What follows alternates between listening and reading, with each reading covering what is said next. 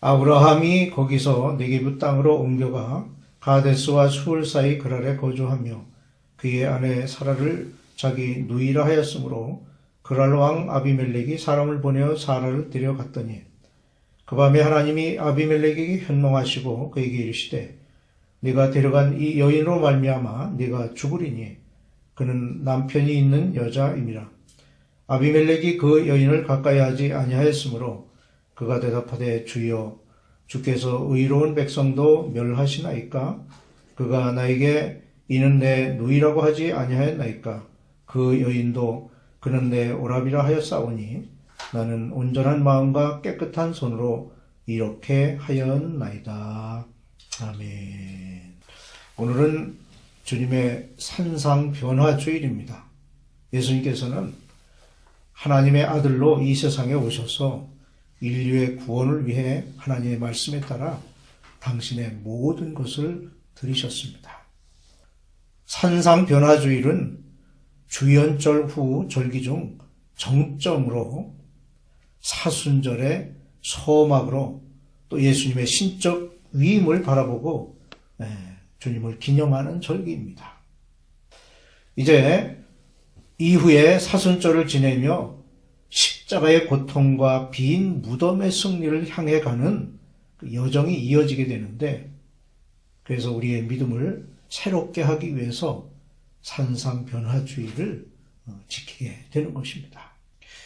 아브라함은 본문과 동일한 잘못을 이미 24년 전에 애굽 왕 바로 앞에서 범한 적이 있습니다.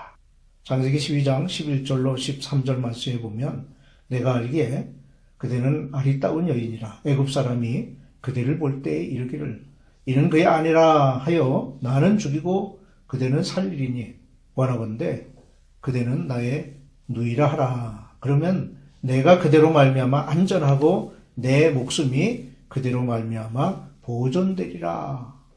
그런 말씀이 있습니다. 아브라함 정도의 신앙인이라면 똑같은 잘못을 두 번 다시 저지르지 않을 수도 있었을 것입니다. 하지만 아브라함 역시 나약한 인간이었기에 똑같은 실수를 되풀이하게 되었고 이방인에게 책망을 듣는 부끄러움을 당하게 되었습니다. 우리는 살아가면서 수많은 문제들에 직면하게 됩니다. 그런데 세상적인 의미에서의 성공은 그런 문제들을 얼마나 많이 수월하게 극복했느냐로 평가되게 되지요. 그러면 성도인 우리는 이런 여러 가지 어려운 문제들을 어떻게 대처해야만 할까요? 본문에 나오는 아브라함이 취했던 행동을 통해서 신앙인의 올바른 자세는 무엇인지에 대해서 생각해 보려고 합니다. 오늘 말씀에서 아브라함이 그랄 왕 아비멜렉을 속이는 장면을 보게 됩니다. 물론 아브라함이 그렇게 한 이유는 아비멜렉이 사라를 탐한 나머지 자기를 죽일 것이라는 그런 생각을 했기 때문이겠죠. 우리는 이러한 위험에 처했을 때에 아브라함이 보여준 그 행동 속에서 몇 가지 사실을 알게 됩니다. 첫째로 그의 행동은 바람직하지 못했습니다.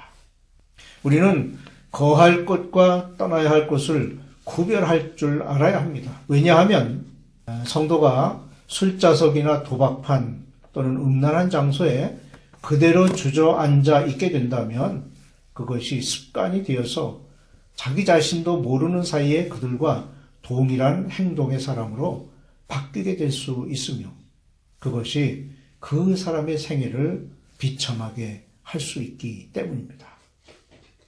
바람직하지 못한 아브라함의 행동은 불신의 죄를 저지른 것이었습니다.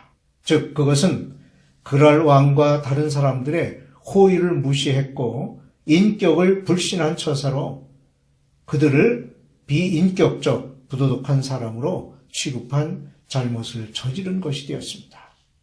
이것은 언제 어느 곳에 있든지 항상 지켜주시고 인도하시는 하나님께 대한 믿음의 결핍으로 인해서 나타난 것이라 할 수 있습니다. 아브라함은 단지 인간적인 두려움과 질투심 때문에 하나님의 인도하심을 망각하고 그의 아내와의 관계를 위장한 것이었습니다.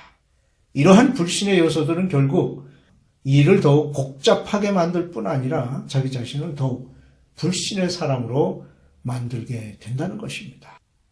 둘째로 믿음의 사람은 고통과 두려움을 회피하지 말아야 합니다.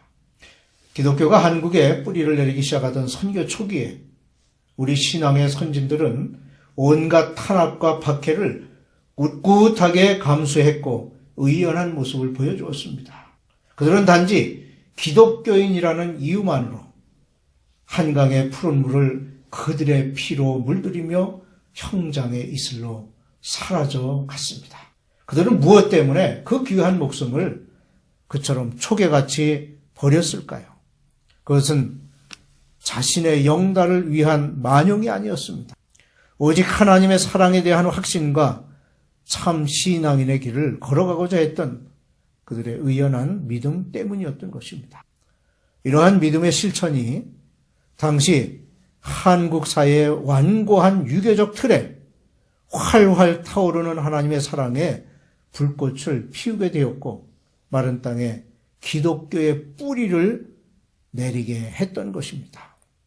어떠한 종류의 고통이 우리 앞에 놓일지라도 심지어 그것이 내 부모, 내 형제, 그리고 내 자신의 모든 명예를 빼앗아갈 정도로 심각한 것일지라도 우리는 가시 면류관을 쓰시고 묵묵히 걸어가신 그리고 골고다 언덕에서 십자가에 못 박히신 예수님의 모습을 기억하며 고통과 두려움을 오히려 기쁨으로 받아들여야 합니다.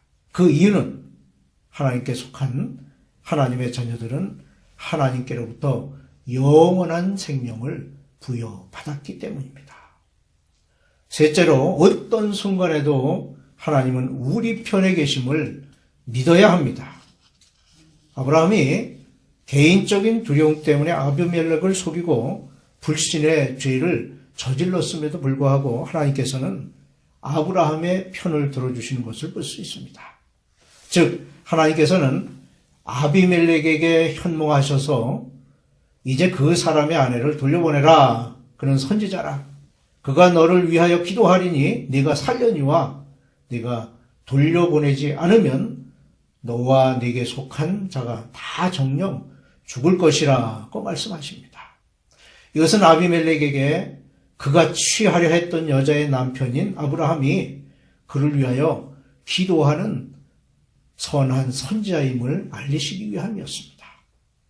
이 사실에서 우리는 하나님께서는 그분이 택하신 백성들을 끝까지 책임져 주시며 감싸 주시는 분이심을 알 수 있습니다.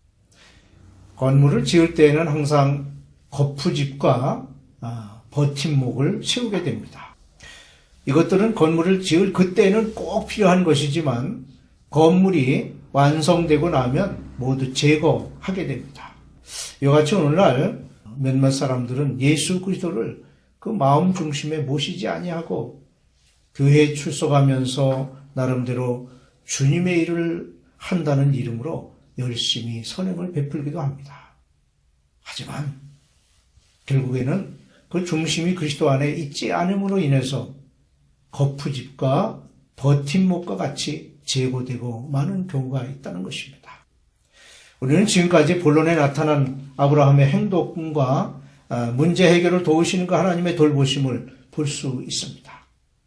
이를 통해서 신앙인의 참된 자세는 어떠해야 하는지를 알게 되는 것입니다. 우리가 여기서 확실히 알 수 있는 것은 신앙인은 어떤 순간에도 믿음의 확신을 잃지 말아야 할 것입니다.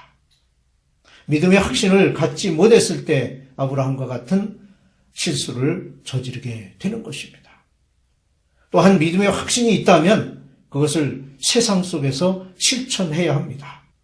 실천의 한 방법으로 모든 불신자들이 두려워하고 회피하는 사회의 악들과의 당당히 맞서 싸워 이겨내야 하는 것입니다. 판단은 하나님이 하실 것입니다. 하나님은 의롭고 자비하셔서 우리의 방패와 병기가 되어주시고, 간혹 우리가 약해지거나 인간적인 실수를 저지른다 하더라도 우리를 책망하기보다는 긍휼히 여기심을 믿어야 합니다. 그러므로 두려워하지 말아야 합니다. 미국의 자동차왕 헨리 포드의 80세 생신 잔치 때 일입니다.